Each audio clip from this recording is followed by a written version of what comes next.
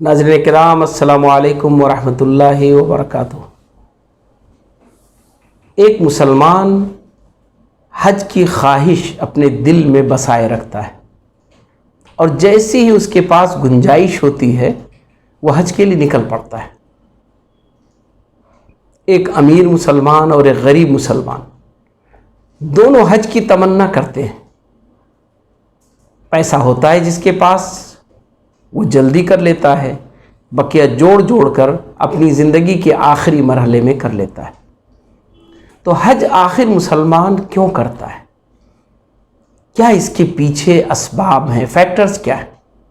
क्यों इतनी शिद्दत के साथ उसे हज करने की रग़बत होती है, ख्वाहिश होती है,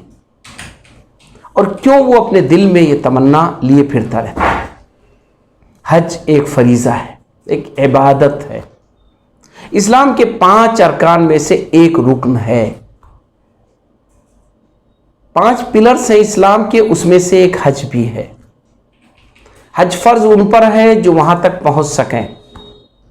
जिनके पास गुंजाइश हो सफ़र के सामान की, अपने ज़रूरियात को पूरा करते हुए वहां पहुंचने की और वहां पहुंचकर हज करने की। जिस्मानी सेहत भी हो, पैसा भी हो, पहुंचने की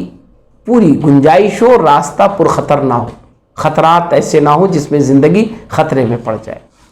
अगर ये चीज़ें मौजूद हैं तो कुरान मजीद उससे कहता है कि ऐ मुसलमान, ऐ साहिब ईमान, तुम्हारे ऊपर हज फ़र्ज़ है। नबी करीम सल्लल्लाहु अलैहि वसल्लम ने यही वजाहत की कि हज इस्लाम के 5 अरकान में से एक रुकन है। जो वहाँ पहुँच सके उसे चाहिए कि हज कर ले, और अगर कोई ना जा सके तो उसे चाहिए कि अगर गुंजाइश है उसके पास तो किसी को अपने बदले में ज़रूर हज करवा दे।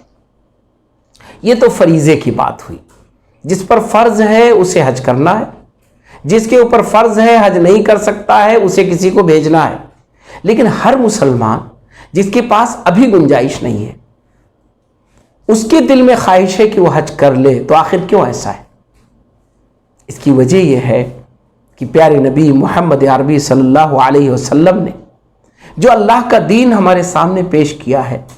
वो दीन जो आदम अलैहिस्सलाम लेकर आए और उसका जो आखिरी नमूना और तकमील प्यारे नबी मोहम्मद अरबी सल्लल्लाहु अलैहि वसल्लम के ज़रिए हुआ, वो जो तकमील है, मुकम्मल दीन, उस दीन का जो मरकज़ है, जो सेंटर है, जहाँ से उस दीन को अल्लाह सुब्हानहू व तआला ने पूरी दुनिया में फैलने का इंतज़ाम किया, वो मक्का मुकर्रमा जहाँ रसूलुल्लाह सल्लल्लाहु अलैहि वसल्लम पैदा हुए, वो मक्का मुकर्रमा जो हज़रत इब्राहीम और उनके बेटे इस्माईल अलैहिस्सलाम का मरकज़ बना, जहाँ अल्लाह सुब्हानहू व तआला ने अपने घर के लिए जगह का इंतखाब फरमाया। खाने काबा, बैतुल्लाह, अल्लाह का घर, मस्जिद अल्लाह का घर है, हर जगह है जहाँ आप बना लें वो आपके लिए अल्लाह का घर है। लेकिन मुतय्यन तौर पर, एक सिंबॉलिक तौर पर अल्लाह सुब्हानहू व तआला ने जो अपने घर के तामीर की अपने नबी से बात कही और उन्होंने उसको पूरा कर दिया, बाप बेटे ने मिलकर उसे पूरा किया, वो है काबतुल्लाह। और वो शहर जिसमें वो खाने काबा तामीर किया गया वो है उम्मुल क़ुरा,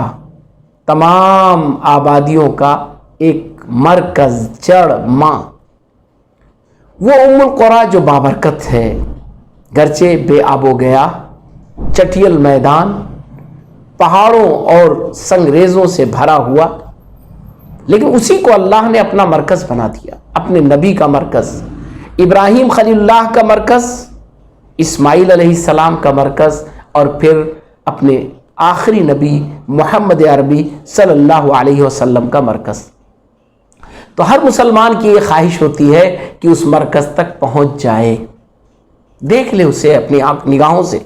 ये सबूत भी है इस दीन की सच्चाई का, इस दीन की हक़ानियत का। दुनिया में तमाम मज़ाहिब पाए जाते हैं, बहुत कम मज़ाहिब ऐसे हैं जिनके मरकज़ को बआसानी लोग वाज़ेह कर सके और साबित कर सके। धुंधले निशानात मिल जाते हैं, कुछ मिटी हुई लकीरें मिल जाती हैं, कुछ ऐसी चीज़ें मिल जाती हैं जिससे अंदाज़ा होता है कि इस मज़हब की शुरुआत यहाँ से ऐसे हुई, इस इलाके से हुई। لیکن نہ اس کا تفصیل ملتا ہے، نہ اس کی جڑیں ملتی ہے، نہ اس کو کوئی ثابت کر سکتا ہے۔ لیکن اسلام یہ اللہ کے اس دین میں سے، اللہ کے اس دین کا آخری حصہ ہے، مکمل حصہ ہے، جس کے لیے اللہ تعالیٰ نے جس شہر کو منتخب کیا وہ کل بھی آباد تھا، آج بھی آباد ہے، وہ تاریخی طور پر بھی ثابت شدہ تھا اور آج دکھ رہا ہے۔ آج وہاں جا کر آپ اس کے در و دیوار کو، اس کے نشانات کو آپ دیکھ سکتے ہیں، محسوس کر سکتے ہیں۔ یہی وجہ ہے کہ ہر مسلمان جو اسلام کو اپنے دل میں بساتا ہے، جو اسلام کے لیے اپنے آپ کو سپرد کر دیتا ہے، فرما بردار بنا لیتا ہے، اللہ کو مان لیتا ہے، اللہ کے رسول پر یقین لے آتا ہے، قرآن مجید پر اس کا یقین ہے، اور وہ قرآن مجید اس کی شروعات اسی مکہ مکرمہ میں وہی نازل ہوا قرآن، وہی مکمل ہوا قرآن، وہ چاہتا ہے کہ وہاں پہنچ جائے اور اس در و دیوار کو، اس علاقے کو،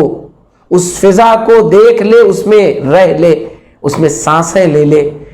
اس نے جس چیز پر یقین کیا ہے اپنی زندگی بھر اسے اپنی نگاہوں سے دیکھ لے، اس کی نگاہیں ٹھنڈی ہو جائیں،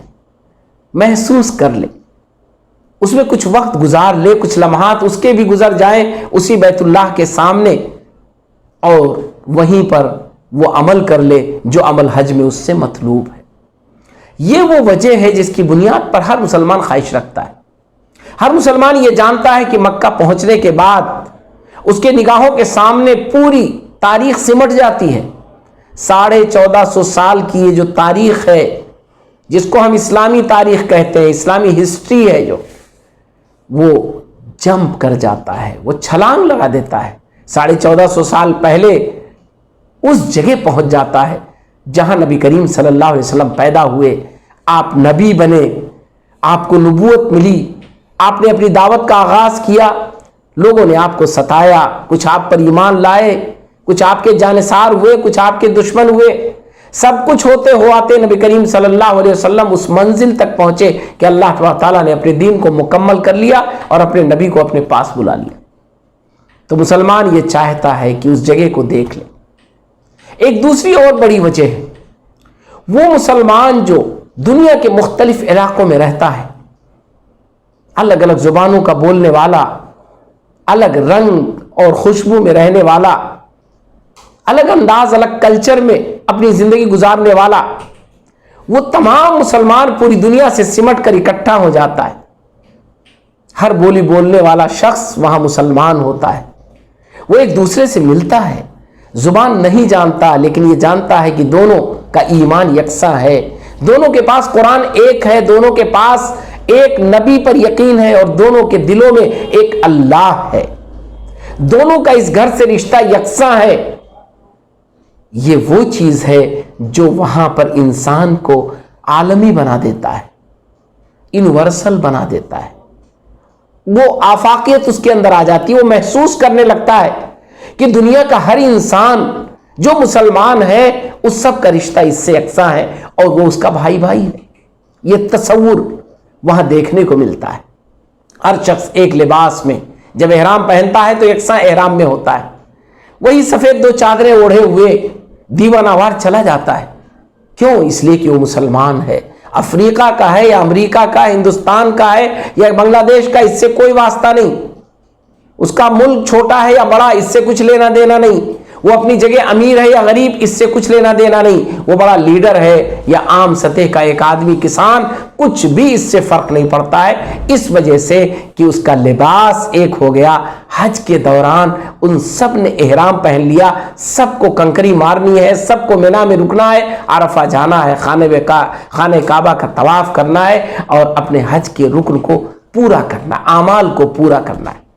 یہ وہ دوسری بڑی وجہ ہے جو مسلمان کو کشا کشا وہاں کھینچ کر لے جاتی ہے۔ وہاں پہنچ کر اسے محسوس ہوتا ہے کہ یہ دین تو اللہ کا عالمی نظام ہے، یہ دین تو اللہ کا وہ دین ہے جو پوری انسانیت کے لیے ہے، تمام انسانوں کے لیے ہے، اور ہر انسان جو اس دین کو قبول کر لیتا ہے وہ ایک دوسرے سے جڑ جاتا ہے، خواہ دنیا کے کسی کونے میں رہتا ہو۔ ایک تیسری چیز بھی